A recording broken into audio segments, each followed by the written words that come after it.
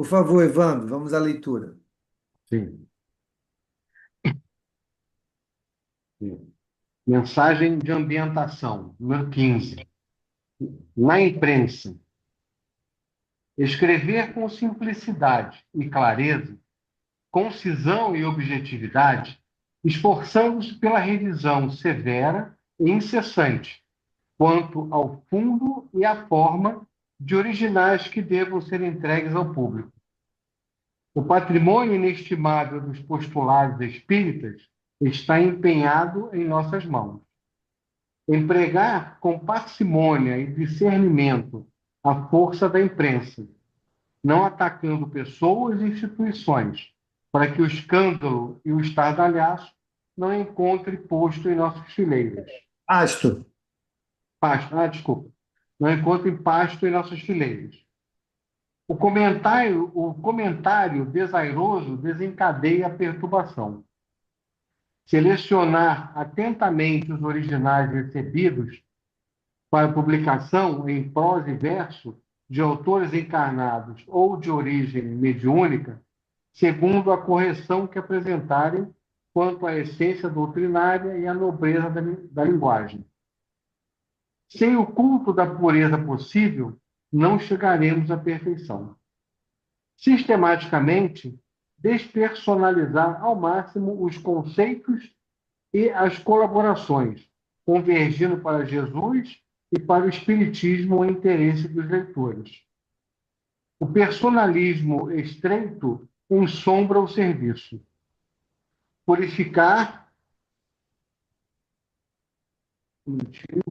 purificar quando não se puder abolir o teor dos anúncios comerciais e das notícias de caráter mundano. A imprensa espírita cristã representa um veículo de disseminação da verdade e do bem. Toda escritura divinamente inspirada é proveitosa. Isso vem de Paulo, na segunda carta a Timóteo, capítulo 3, versículo 16. Aqui eu acho que o que a gente pode ver aqui realmente é o caráter que tem que se ter, né? Quando se vai publicar alguma coisa de origem espírita, né? Que seja mediúnica ou não, né? É toda a atenção que se deve ter para não se levar a nenhuma mensagem que possa atrapalhar as outras pessoas. Eu sinto um pouco isso, né? Acho que tem que ser uma coisa realmente, como você mesmo fala, Valdemir, que seja uma coisa meditada, que seja uma coisa questionada, que seja uma coisa realmente bem fundamentada, né? Para que possa realmente levar uma mensagem e ajudar as pessoas que estão precisando das leituras, seja de um livro, seja de um texto, né, solto que seja, mas que são textos que o objetivo é ajudar as pessoas que estão precisando daquela mensagem, que estão precisando daquela leitura para crescer, para refletir, para poder mudar e se aperfeiçoar. Então, é, é realmente toda a forma como o rigor como que a gente tem que tratar esse tipo de informação para que ela seja passada o mais fidedigna possível, de forma que alcance devidamente as pessoas que precisam ser alcançadas, né? Ok, obrigado, Evandro. Vamos à nossa prece, por favor. Vamos orar. Vamos agradecer a Deus, nosso Pai Criador, nosso Mestre Jesus, estarmos aqui reunidos nessa noite para o estudo do livro do Céu e Inferno. E assim pedimos sua permissão para iniciarmos o nosso trabalho dessa noite. Assim seja, graças a Deus. Assim seja. Graças a Deus. Então, Carlão, Valdemir, está com vocês aí. Vamos nós. Ok, olha nós aí de novo, né, Carlão? Nós aí outra vez. Vamos lá. Lembrando, nós estamos estudando o capítulo 6 aqui da primeira parte do livro Céu e Inferno, que trata das doutrinas das penas eternas. E Kardec está apresentando teorias das mais variadas e combatendo. Cada teoria ele explica por que ela não pode ser, cada teoria que justifique a pena eterna, ele coloca a teoria e justifica por que é impossível isso acontecer. Então, desde o primeiro, o início do capítulo, ele está falando, e o capítulo é grande, a gente já vai passar algumas semanas aqui ainda estudando esse capítulo, mas o objetivo maior desse capítulo, provar que as penas eternas são incompatíveis com a bondade de Deus. São incompatíveis com a caridade, com o amor que Jesus veio nos mostrar. Essa é a ideia central desse capítulo, pelo menos que eu pude entender, até onde eu pude entender.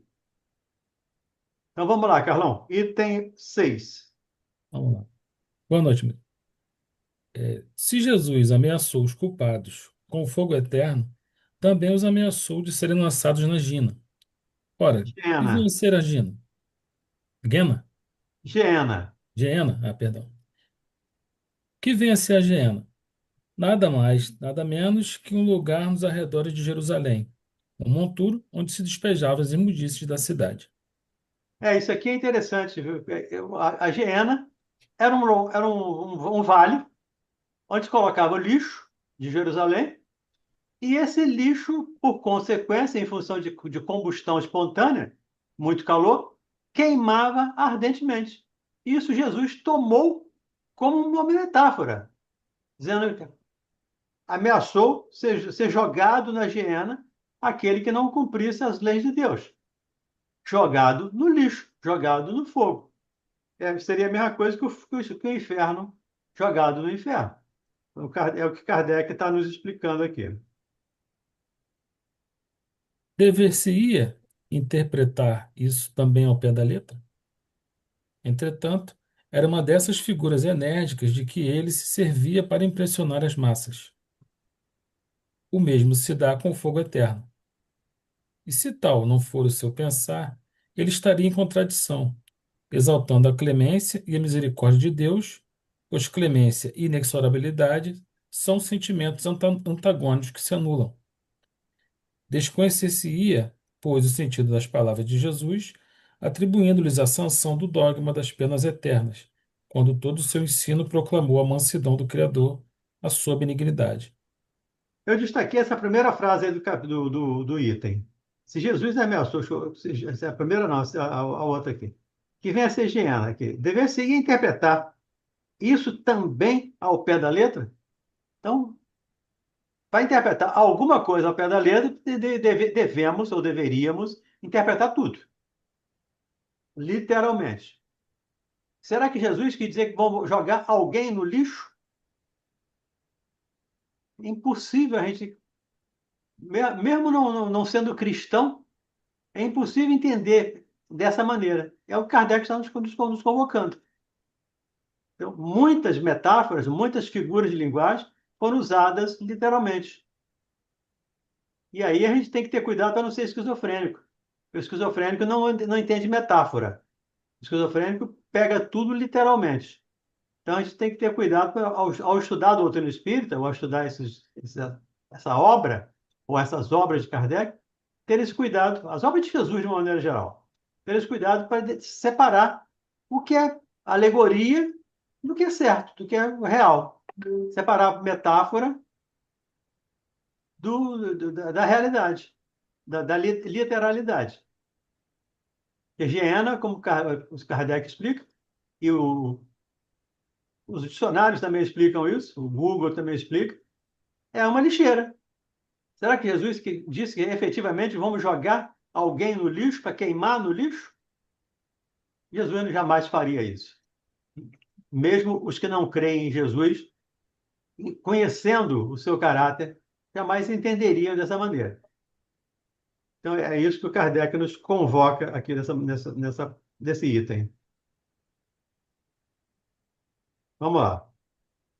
No Pai Nosso, Jesus nos ensina a dizer: Perdoai-nos, Senhor, as nossas faltas, assim como nós perdoamos aos nossos devedores. Pois se o culpado não devesse esperar algum perdão, inútil seria pedi-lo. Esse perdão é, porém, incondicional? É uma remissão pura e simples da pena em que se incorre? Não.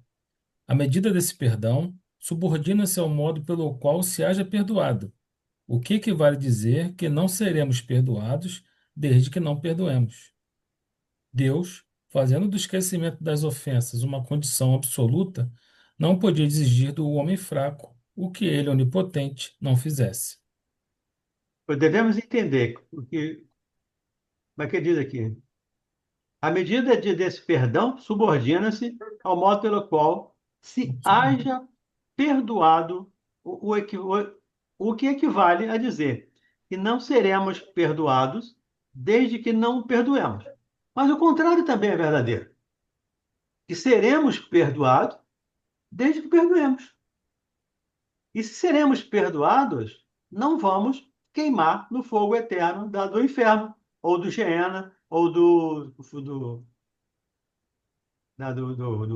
inferno lá dos pagãos. Então, todo aquele que perdoa será perdoado. É a condição que Jesus fala lá do meu jugo é leve, meu fardo é leve, meu jugo é suave. O jugo é cumprir a lei. E cumprir a lei. Uma das leis de Deus é a lei de perdão, que nós precisamos perdoar. E à medida que perdoarmos, também seremos perdoados. E se formos perdoados, não iremos para o Geena, não iremos para a pena eterna. Aí Continuemos? termina aqui. O Pai Nosso é um protesto cotidiano contra a eterna vingança de Deus. Pois é, o Pai Nosso é uma comprovação que, que Deus perdoa, porque se eu perdoar, ele me perdoa. Aliás, ele não perdoa, né? Deus nem perdoa porque ele não se ofende. A gente é que ainda tem esse termo de Deus perdoar. E Jesus usou esse termo porque também as pessoas não entendiam à época a metáfora do Deus perdoar. Deus perdoar é renovar a oportunidade. Então, eu errei, Deus me perdoa, renovando a oportunidade para que eu acerte, para que eu conserte aquilo que eu errei. Vamos lá. Para homens que só possuíam da espiritualidade da alma uma ideia confusa, o fogo material nada tinha de improcedente, mesmo porque já participava da crença pagã, quase universalmente propagada. Igualmente, a eternidade das penas nada tinha que pudesse repugnar a homens desde muitos séculos submetidos à legislação do terrível Jeová. Lembrando aqui que Jeová é o Deus de Moisés. Ainda é o olho por olho, dente por dente, que vem lá do Código de Hammurabi. Que é o olho por olho, dente por dente, já é uma progressão, já é um sucesso, um progresso, porque anteriormente não era olho por olho, dente por dente. Era família inteira por um olho. Então, se matou alguém, o adversário tem direito de ir lá e matar a família inteira.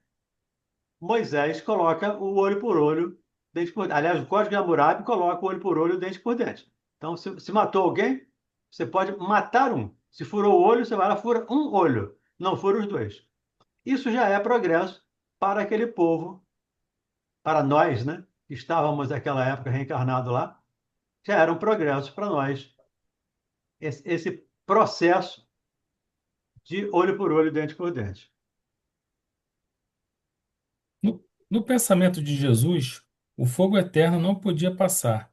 Portanto, de simples figura, pouco lhe importando fosse essa figura interpretada a letra, desde que ela servisse de freio às paixões humanas.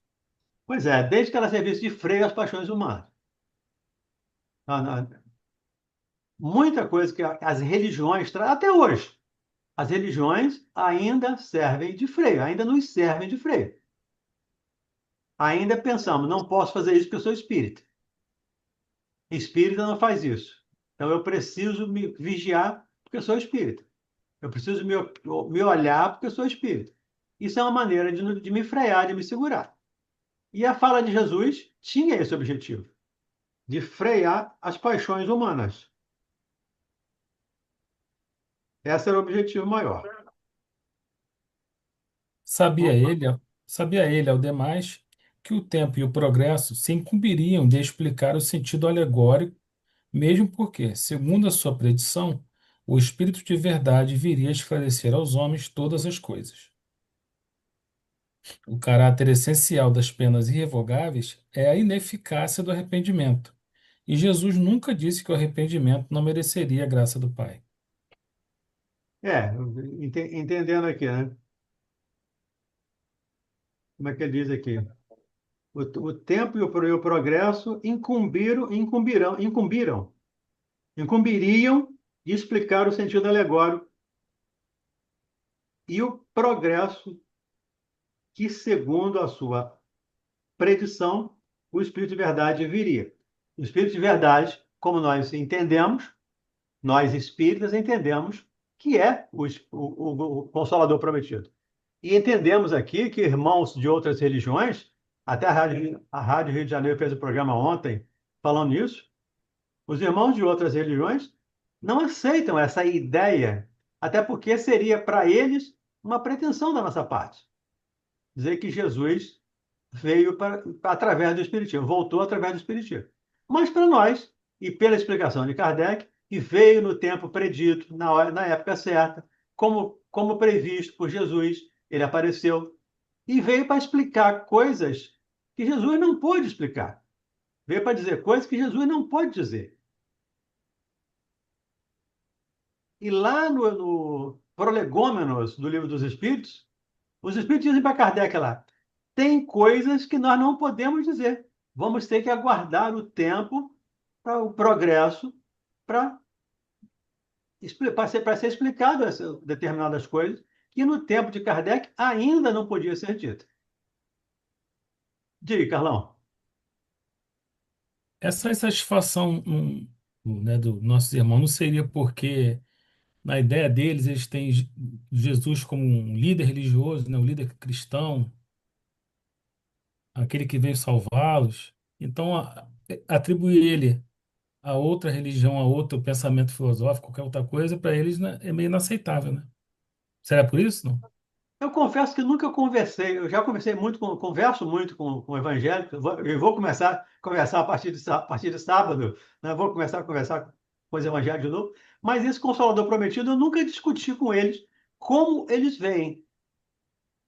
O fato é que, como eles veem a doutrina espírita como uma doutrina diabólica, não pode ser encaminhado por Jesus. Não pode ser o Consolador Prometido. Para nós, entendemos que seja, mas para eles não. Mas eu não sei como eles interpretam o Consolador Prometido. Se eu tiver a oportunidade de perguntar dessa vez, vou perguntar. Aí fico te devendo a resposta. Vamos Tá aí. lá. Hein, Valdemir? Oi.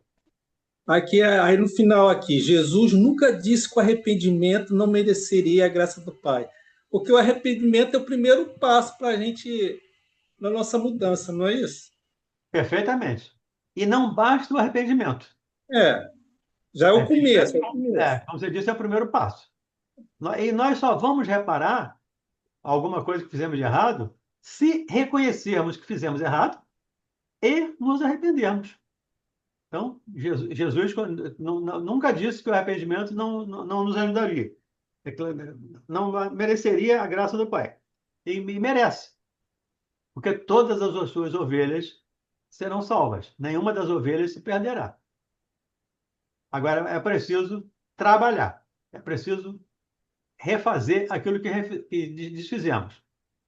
Tem um livro do Gerson com esse título. Aqui se faz, aqui se repara. Então, fazemos as coisas erradas e precisamos reparar.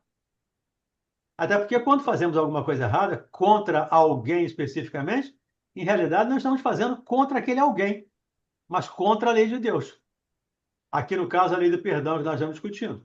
A partir do momento que eu não perdoo você, eu não estou sendo contra você somente. Eu estou contrariando a lei de Deus.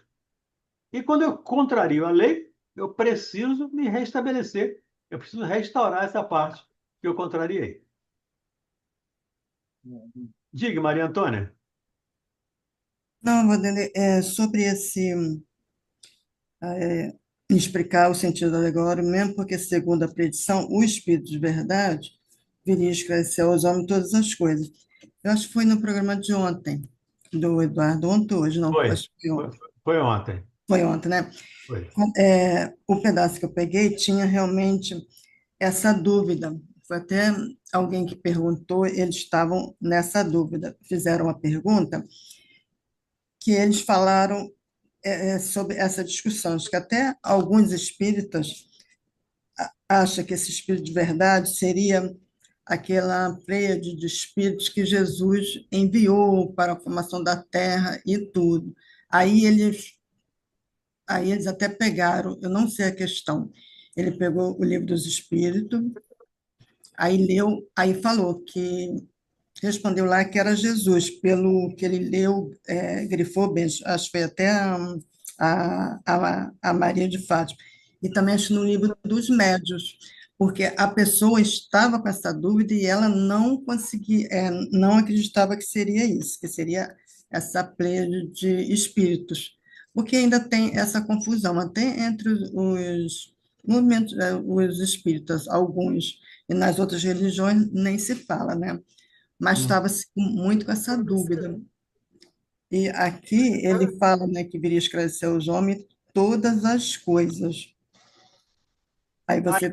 vamos pegar por partes, digamos assim, né? Primeiro, se foi Jesus, o Espírito de verdade, ou se foi uma pleia de espírito, ou se foi João Batista, como alguns dizem, que É, era João Batista que coordenava todo esse trabalho. Aí, para não ser áspero com André Rebouças, para não usar palavras ásperas, isso não faz a menor diferença para nós. O importante são os ensinamentos. Jesus disse: Vou pedir ao Pai e ele mandará outro consolador prometido. Nessa fala, eu entendo, então não é Jesus. Jesus é um consolador. Ele pedirá ao Pai que mandasse outro. Mas quando nós vamos lá no capítulo 6 do Evangelho segundo o Espiritismo, o Cristo Consolador, que é o título do capítulo, né? Eu venho como outrora as ovelhas transviadas da casa de meu pai. Eu tenho. Então, Jesus usa a primeira pessoa, ou o Espírito de verdade. Usa a primeira pessoa nas falas de Jesus.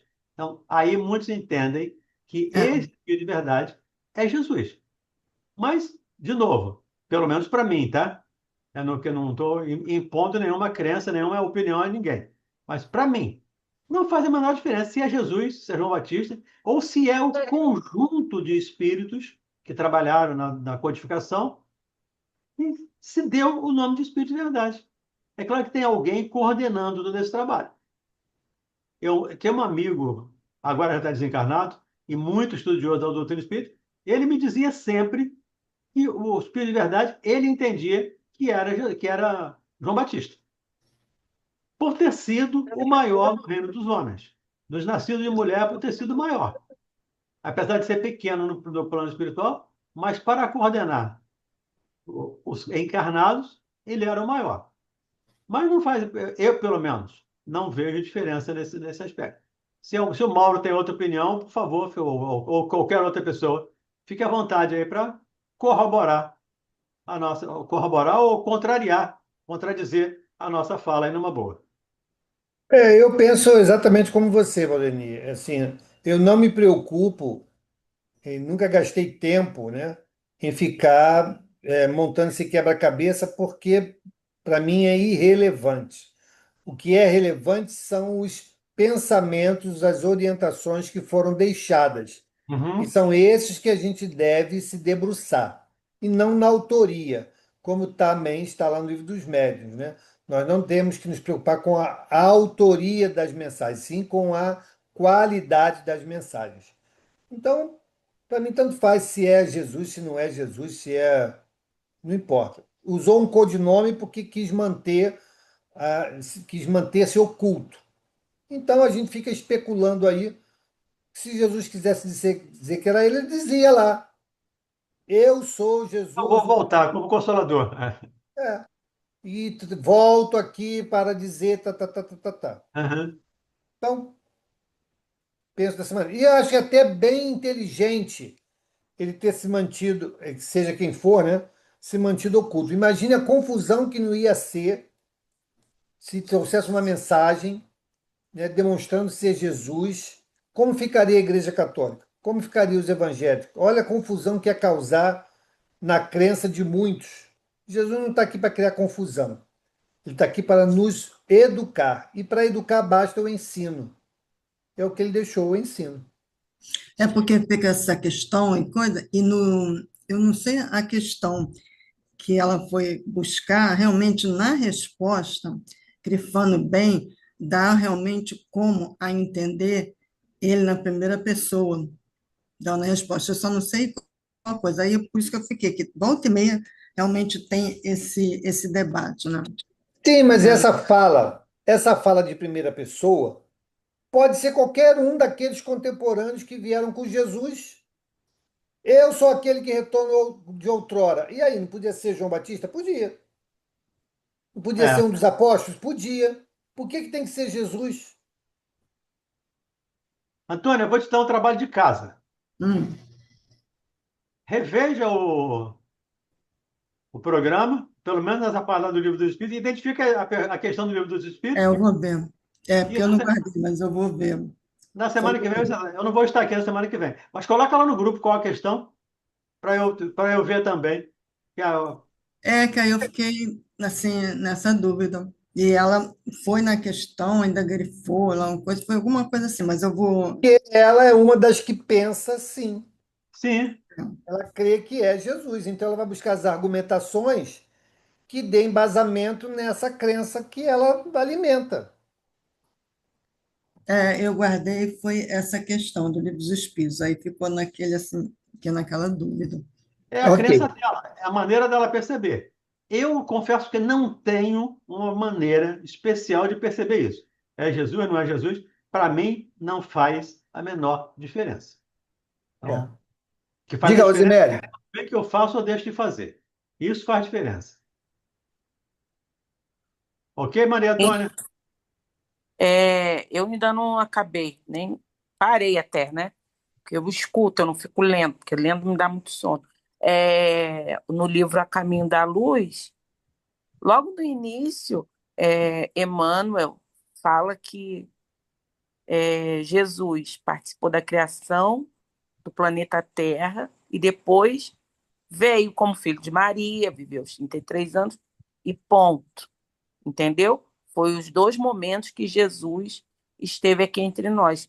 Aí é a minha opinião.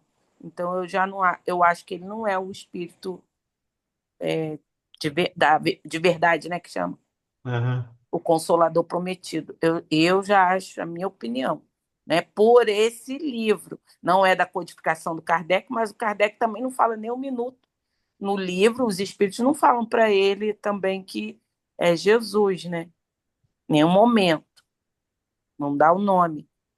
Então, eu acho que cai naquela coisa da gente ainda não ter condição de entender, né?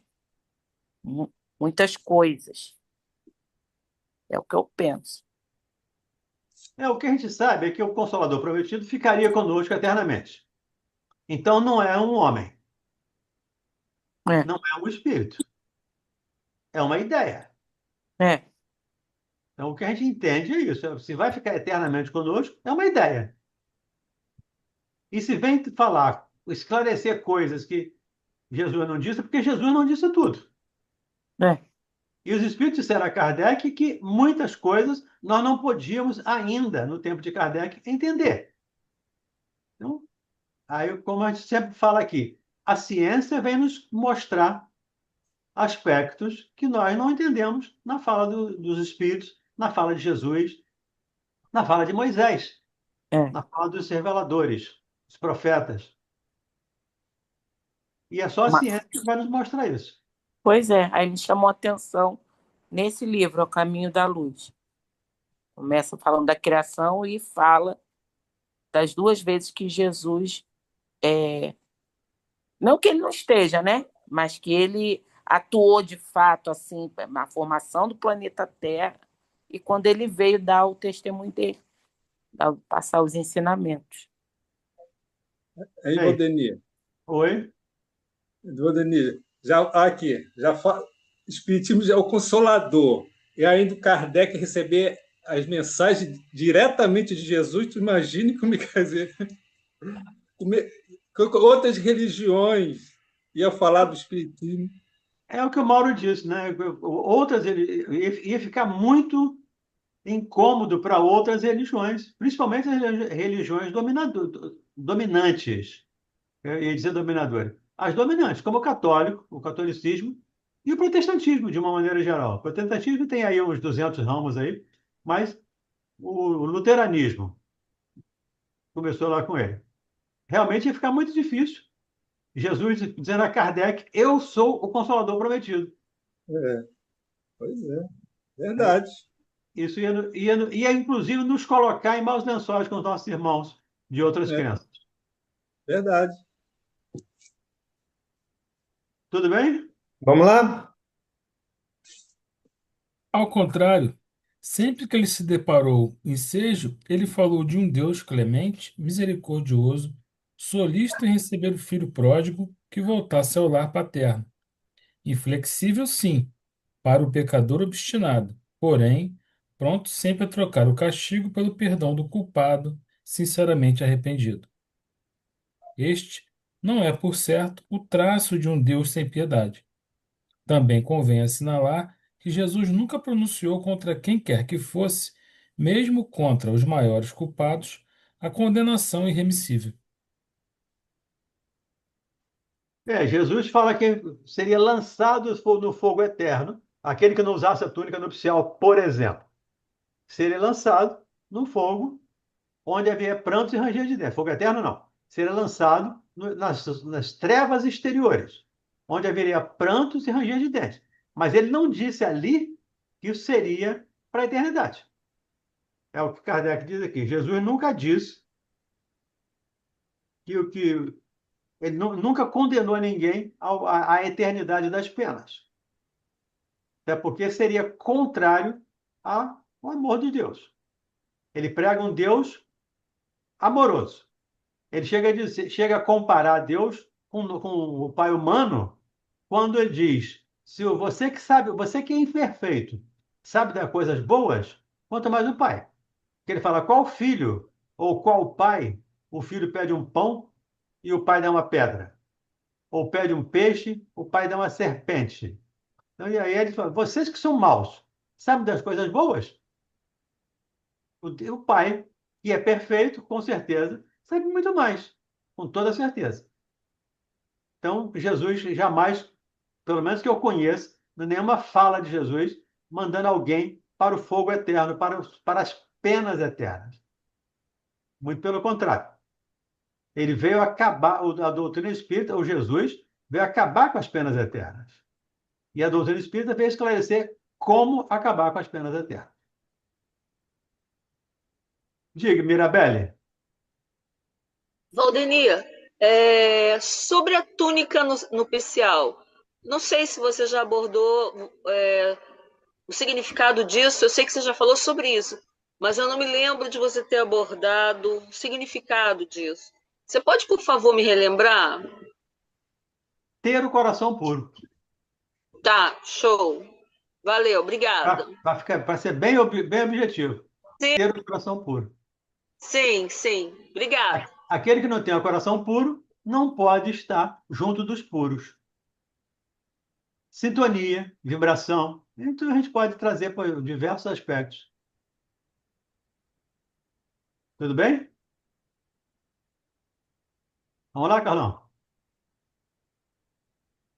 8. Todas as religiões primitivas, revestindo o caráter dos povos, tiveram deuses guerreiros que combatiam à frente dos exércitos. O Jeová dos Hebreus facultava de 1000 modos de exterminar os inimigos, recompensava-os com a vitória ou punia-os com a derrota. Tal Pois é, ideia, esse é o Jeová dos judeus. Inclusive aquele salmo, acho que eu falei até semana passada, né? Eu não lembro o nome do salmo, mas o Senhor é meu pastor e nada me faltará. Me leva em Campos Verdes, 10 mil cairão à minha direita, 10 mil à minha esquerda, e eu vou ficar em pé. Os meus inimigos vão todos ser eliminados pelo Velho Testamento. Não é possível que isso seja a vontade de Deus, que os meus inimigos sejam derrotados só porque eu acredito de maneira diferente, só porque eu percebo de maneira diferente. Não faz sentido. Então, essa fala de Kardec é interessante. Então, o que está comigo é meu amigo. Se não está comigo, é meu inimigo. E daí não podemos ser inimigos de Deus, né? Com todo cuidado com as palavras, não podemos ser inimigos de Deus. Vamos lá, Carlão. Tal ideia a respeito de Deus levava a honrá-lo ou apaziguá-lo com o sangue de animais ou de homens, e daí os sacrifícios sangrentos que representavam um papel tão saliente em todas as religiões da antiguidade. Pois é um outro processo terrível. Aplacar a sede de vingança de Deus com sangue. E às vezes sangue humano. Porque começou com sangue humano. Depois é que passou para animais. Mas como aplacar a ira de Deus com sangue? Desde quando o sangue lava pecado? Os nossos irmãos evangélicos é que têm essa ideia, né? De o sangue de Jesus lavou os meus pecados. Mas desde Kardec te pergunta lá, desde quando o sangue lava pecado? O sangue dá mais retumbância ao fato, chama mais atenção, fica mais terrível. Então, é um outro aspecto que contraria as penas eternas, ou contrariaria, se fosse o caso, a bondade de Deus. Os judeus tinham abolido os sacrifícios humanos.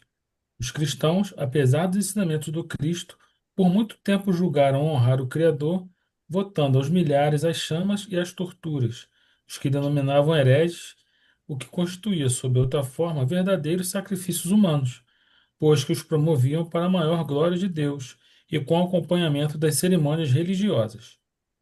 Hoje, ainda invocam o Deus dos exércitos antes do combate, glorificam-no após a vitória e quantas vezes por causas injustas e anticristãs.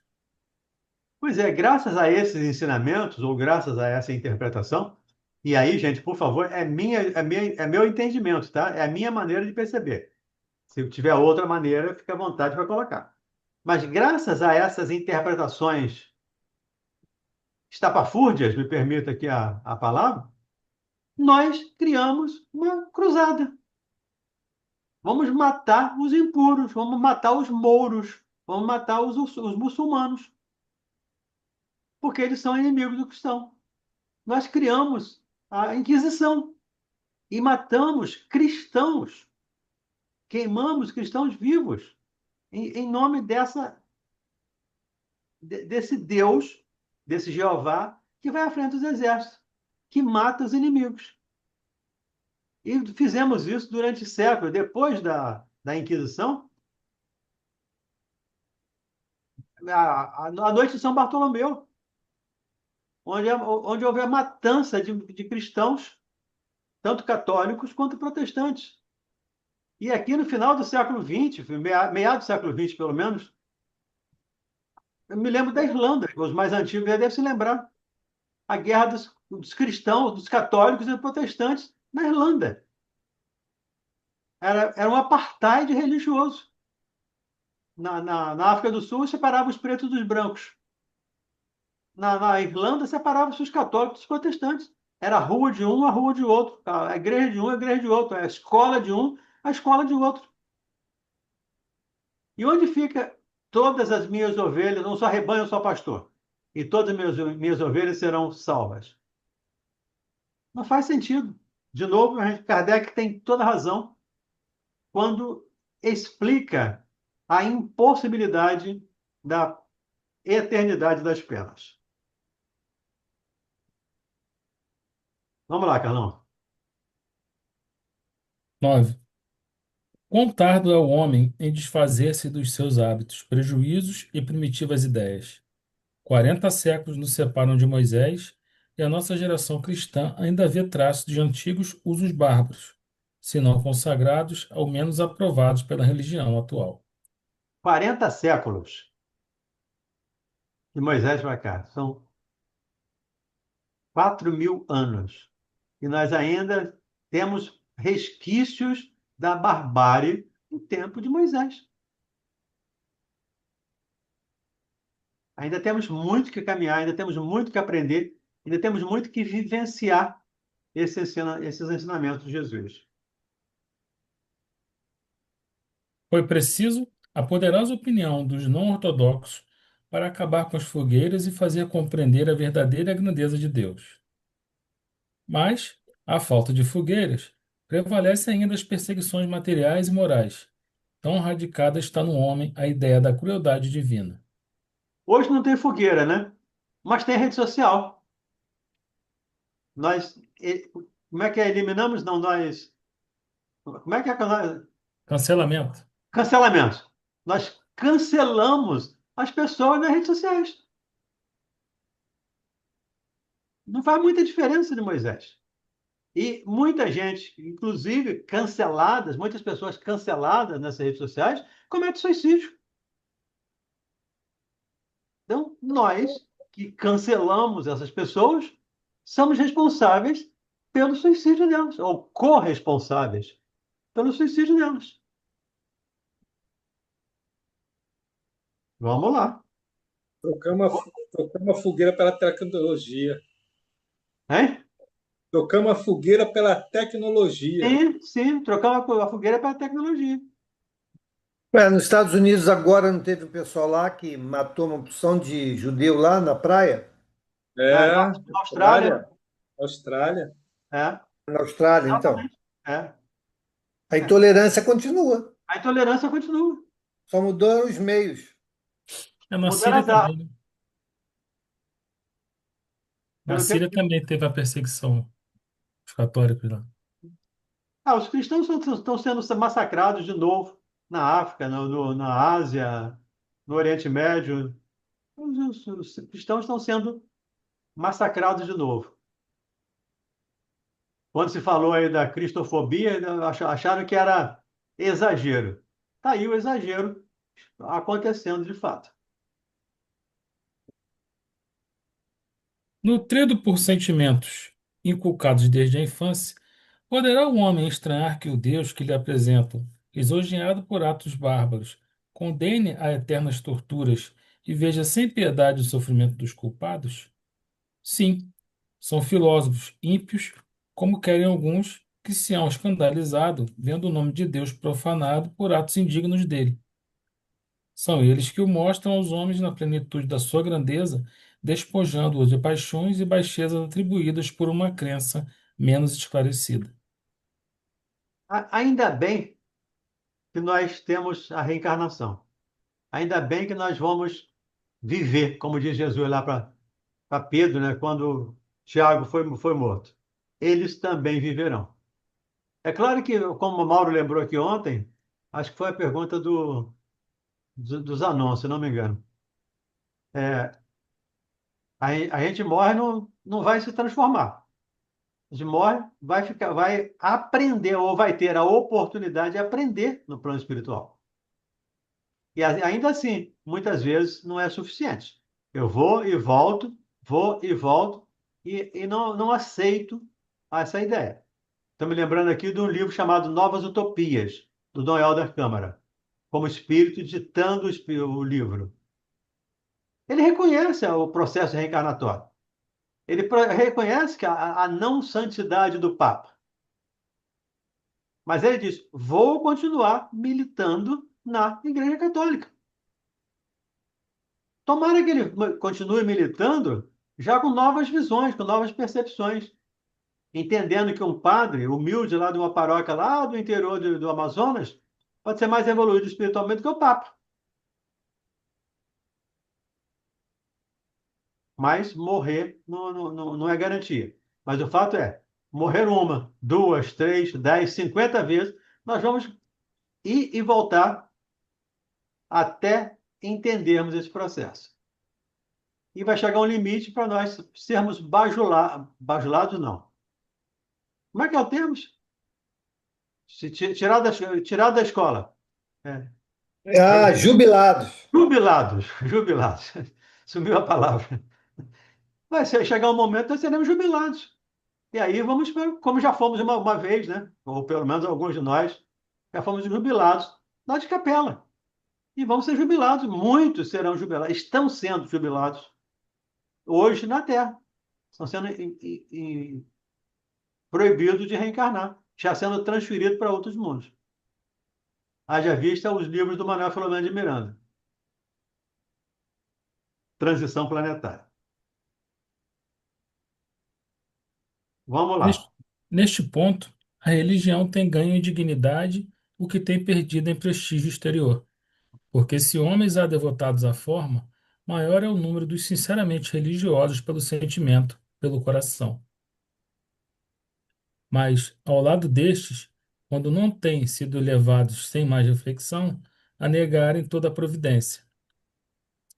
O modo por que a religião tem estacionado em antagonismo com o progresso da razão humana, sem saber conciliá-lo com as crenças, degenerou em deísmo para uns e ceticismo absoluto para outros, sem esquecermos o panteísmo, isto é, o homem fazendo-se Deus ele próprio, à falta de um mais perfeito.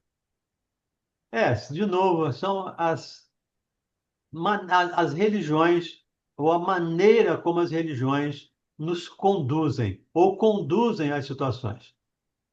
Né? Os filósofos nulistas, os filósofos ateístas, negam a Deus. E com isso, leva muitas pessoas, muitos adeptos, a entenderem isso. Me lembrei agora aqui de um livro do Goethe, chamado O Sofrimento do Goethe, o alemão lá. O Sofrimento do Jovem Werther. E o personagem central do livro, o Werther, se suicida em função de um amor, uma desilusão amorosa.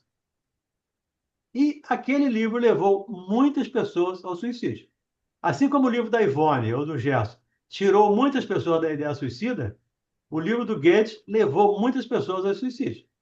E ele foi corresponsável, ou está corresponsável, por cada um daqueles suicídios que o personagem dele cometeu, porque ele levou o personagem a cometer o suicídio.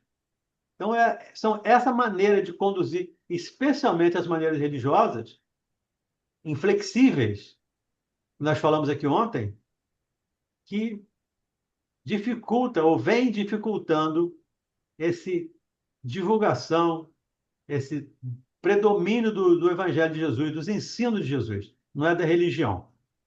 O cristianismo não vai salvar ninguém, mas o catolicismo ou o protestantismo, que vai salvar é o cristianismo. As ideias cristãs, que é da caridade, do amor, do perdão, das leis de Deus, enfim, que vão nos ajudar nesse processo. Diga, Sandra. Gente, eu vou ser sincera com vocês. Eu estou pensando em não participar mais do grupo do Céu e Inferno. Não que eu não esteja apaixonada pelo livro. Eu estou e gostaria de aprender. Mas eu sinto que eu não estou conseguindo acompanhar as análises que dependem muito, no meu caso, de parar um pouco para pensar. E a leitura, a meu ver, vejam bem, isso não é uma crítica, isso é apenas um sintoma que está acontecendo comigo. Eu sinto que a leitura corrida não me permite fazer reflexões. Eu sei que eu poderia ler em outras horas, eu sei que eu poderia e vou fazer isso, eu já estou tentando fazer isso, mas todas as vezes que eu entro num dia novo desse estudo, eu fico atrás 3, 4 páginas. Eu fico atrás. Então, a única coisa que eu penso sou eu que não estou acompanhando o grupo. Sou eu que não estou conseguindo acompanhar o grupo.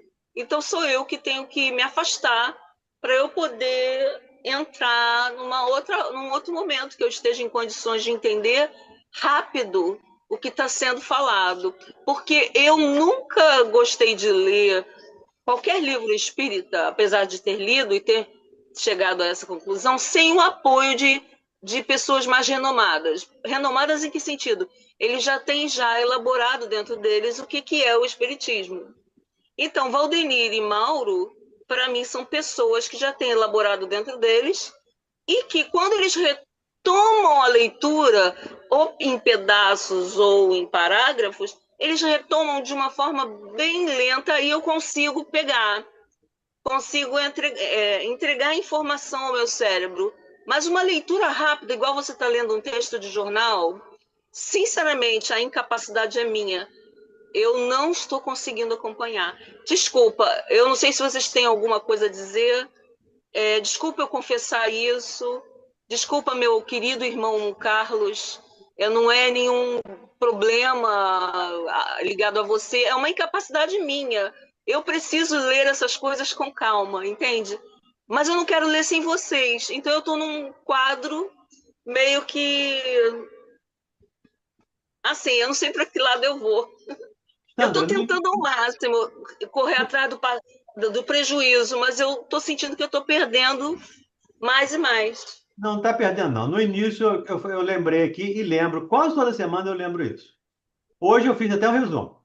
O Kardec está colocando teorias nesse capítulo de pessoas que defendem a eternidade das penas. E ele está combatendo essas teorias. Então, para nós espíritas, isso é muito tranquilo. Nós não acreditamos em penas eternas. E o que eu sempre peço toda semana aqui é: eu marco o que me chama a atenção no parágrafo. A cada parágrafo que eu leio, esse aqui está tranquilo, não tem nada que me chamou a atenção. Outro parágrafo inteiro me chama. Então, eu marco o que me chama a atenção. E eu sempre peço a vocês, marquem o que vos chama a atenção. E não deixe passar. Nós vamos ficar aqui a semana inteira, o ano inteiro, numa questão do Livro dos Espíritos, não tem problema, se for o caso. Vamos ficar uma semana aqui, um mês, um ano, num parágrafo, não tem problema. Nós não temos pressa. Mas é preciso que você traga a sua dúvida. Eu não entendi esse parágrafo, não entendi essa mensagem. E a gente vai trabalhando isso. E até Olha, importante só para novas você ter ideias. uma ideia, Valdenir, eu tô com, quer ver? Eu tô com 2, 3, 4, 5, 6 parágrafos deficientes atrás de vocês. Ou seja, ainda estou tentando entender algumas coisas que me pegam e que, por conta de ter sido muito rápido, passado muito rápido, eu fui achando que entendi, e no final, o que você entendeu, Sandra? Eu não entendi nada. Então, eu estou fazendo as marcações para reler, mas mesmo assim eu não estou conseguindo acompanhar as aulas atuais, porque eu encaro isso como aulas, tá, Valdenir? Eu não sei se você entende que eu sou uma espírita recente, eu sou uma espírita recente saída do catolicismo. Então, para mim, tudo é muito novo. Apesar de eu lidar com a espiritualidade, para mim é tudo muito novo. E eu acho bom que seja assim, porque eu estou tentando descortinar. Mas eu não me sinto capaz de estar junto com vocês nesse momento. Eu vou acabar atrasando o lado de vocês, Sandra, infelizmente. eu estou no Espiritismo desde 1984. Portanto, há 41 anos. E você acha que no primeiro dia que eu li o livro, eu entendi tudo? Você acha que eu entendo tudo dos livros aqui? Mas entende mais que eu. É claro, eu estou há 40 anos na sua frente. Aí é natural. Jesus está com bilhões de anos na minha frente. Jesus entende muito mais que eu, porque está bilhões de anos na minha frente. Então sou eu que tenho que me retirar e estudar de alguma outra forma. Não, você não precisa se retirar. Você precisa participar, perguntar, questionar. E já falou, o Mauro sempre falou aqui, não deixe passar. Mas o que acontece? A leitura, por estar sendo muito rápida, não dá nem tempo da gente perguntar, porque já passou a dúvida e vem outra. Mas então, olha só, a fórmula para isso é: leia antes, aponte o que não entendeu, e quando nós entrarmos na sala, já traga as dúvidas. Aí a gente vai conversar sobre elas e caminhamos, Isso. O que entendeu? está acontecendo?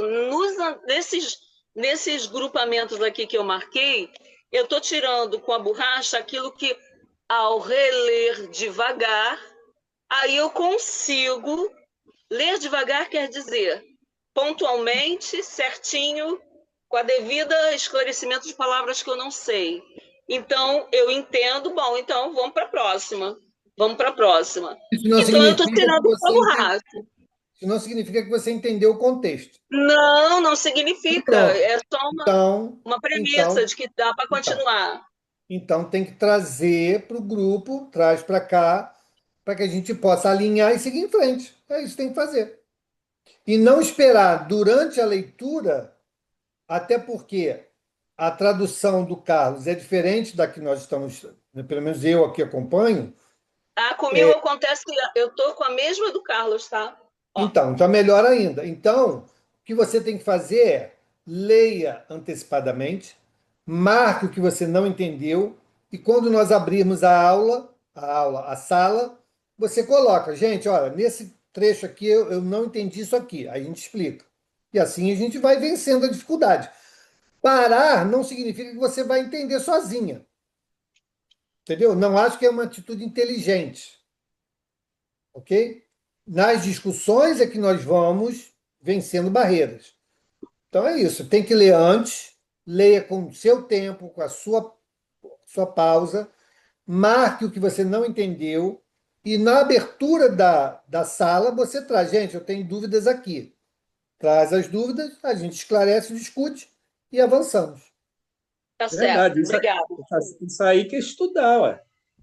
É isso aí. A dúvida você tem que vir aqui e passar e ver o que tá a dúvida. Aí. Eu tô lendo esse livro pela 10ª vez. Porque ela deixando passar, aí como é que ela vai entender? Aí Se ela não vai conseguir deixa... mesmo. Eu gostaria de lembrar aos amigos que eu não estou deixando passar. Eu estou relendo à Sim, medida que eu, para Não, poder chegar no nível de vocês, eu vá mas você tirando está as com dúvidas dúvida. para eu acompanhar. mas Então, eu quando você mesmo vai estou tirando abandonar, minhas dúvidas. Sandra, Então quando você você tem que diz que trazer vai suas parar, que vai dúvidas. abandonar, você está abandonando. Não, não vou parar, não. Eu vou seguir o caminho do Mauro. Sim. Abandonar é pior para você. É Abandonar claro, claro. é o caminho, é o caminho errado. Abandonar, fugir dos problemas é sempre a pior das opções. Certo. Então, Tá bom. Obrigado, tá? Desculpem o desabafo. não, sem Nada. problema. Vamos parar aqui. Só por causa disso, nós vamos parar. E Argumentos a favor das penas eternas. isso. Argumentos a favor das penas eternas que nós vamos começar na semana que vem. Nós Então, olha não, só, eu. Sandra. Na semana que vem, você tem uma tarefa. Você vai marcar as coisas que você não entendeu e vai trazer para que a gente possa sanear essas dúvidas. Pode ser dúvidas de outras pessoas. E aí nós vamos, da semana que vem, nesse dia, sanear isso. Antes de retomar esse item que nós paramos aqui. Que então é tarefa sua trazer as suas dúvidas que ficaram aí para trás. Diga, Então, Carlão. Vou pedir. e tarefa da Maria Antônia também é trazer a pergunta, a questão do livro dos Espíritos. Maria Antônia Todo também mundo tem ficou tarefa. tarefa. Diga, Eu, Carlão. Não, é só sobre você falar sobre o 23, se o pessoal vai estar disponível Ah, sim. Pessoal, para olha semana só. que vem. Dia 23 seria um dia do nosso encontro aqui de estudo. Mas eu sei que para muita gente é um dia complicado, que é um dia de tarefa com família, ou precisa se deslocar para estar em família. A pergunta é: nós não faremos o encontro no dia 23, para que ninguém tenha aí, né, dor no coração, na consciência de não poder participar. 23 e 30, né? 26, 23 e 30. Se repete Mesma também em coisa. 30. É. Tá? A gente vai ter na segunda, a gente vai ter o estudo normal, porque não tem o porquê, né? Então, na segunda, a gente vai fazer o estudo normal da Gênese e dos mensageiros, mas na terça-feira, nós não faríamos em função da data, em função do compromisso que muitos poderão ter junto aos familiares. Eu voto por não fazer. Pois é, então. Porque senão também a gente pode avançar e muita gente ficar para trás. Eu não acho, como a gente não tem pressa, a gente pode administrar o tempo dessa maneira. Tá bom? Então, Até em função do que ela acabou de pedir também, né? então Não, esse negócio das assadas vai ficar para o ano que vem, então, né? então, vai ficar para o próximo Ano que vem. encontro. Vai ficar para o próximo encontro, A Sandra vai de ter bastante tempo. terça-feira. Isso. Tá? Beleza? Então, Vai ser dia então 6 ou dia 7 de janeiro. Então, nas próximas 2 terças-feiras, 23 e 30, nós não faremos o estudo, tá? Mas na segunda faremos. Beleza? Mauro, você pode ficar aí um pouquinho para conversar comigo? Posso. Então, vamos fazer a nossa prece, tá bom? Para Rapidinho, Mauro. encerrar o nosso E encontro de hoje. Ô, Mauro, Mauro, Oi. se o pessoal Fala, tiver tá com a mão dúvida, tira levantada no lá. grupo também. Oi? Se o pessoal tiver dúvida no estudo, tira no grupo também. Isso, o grupo é ativo, gente. O grupo é ativo. Vocês podem botar questões lá que a gente vai respondendo, sem problema nenhum, tá bom? Então, vamos fazer a nossa prece. Angélica, pode fazer a nossa prece, por favor? Posso, Mauro? Posso. Então vamos lá. Vamos agradecer por mais esta oportunidade que nos foi dada para estarmos aqui juntos para mais uma noite de aprendizado. Sabemos, meu Pai, das nossas dificuldades, não só por sermos espíritos imperfeitos, mas também pela dificuldade do conteúdo, de tanta coisa, de tantas palavras, de tantas histórias que o Senhor nos trouxe, que os espíritos nos trouxeram também, de tanta complexidade. Mas todos nós, Jesus, estamos aqui dedicados e empenhados em aprender um pouquinho mais. Se não aprendermos tudo, que nós sabemos que não será nessa reencarnação, nós aprenderemos no futuro. Mas da nossa parte, Jesus, nós faremos tudo para estarmos sempre aqui, sempre aprendendo, agradecendo, procurando livrar a nossa mente das preocupações no momento desse estudo também. E nos sentirmos cada vez mais amparados, porque neste momento, Jesus, e eu falo por mim, eu me sinto como que numa redoma, que nada me atinge, porque eu estou aqui, junto com todos, a este grupo a quem eu tanto agradeço, a quem eu devo tanto do meu aprendizado e também dessa companhia agradável que nós temos todas as segundas e terças. Muito obrigada, Jesus. Obrigada pelo dia de hoje, obrigada pela chuva que está caindo, obrigada pelo alimento, por tudo que tem nos dado, Senhor, e nos faça entender que nós precisamos nos fortalecer, nos melhorarmos também, para que nós tenhamos uma vida garantida no mundo espiritual, uma vida melhor no mundo espiritual, porque nós já sabemos, Jesus, o que é preciso fazer. Muito obrigada, que todos nós tenhamos uma noite de paz e que, se for permitido, que nós possamos trabalhar com Jesus, com os espíritos, em ajuda àqueles mais necessitados. Que assim seja, graças a Deus. Assim seja. Obrigado, gente. Um beijo, uma boa semana para todos. E amanhã lá na rádio. Vamos lá, fortalecer. Boa noite a todos. Um abraço. Fique com Deus. Boa noite. Tchau.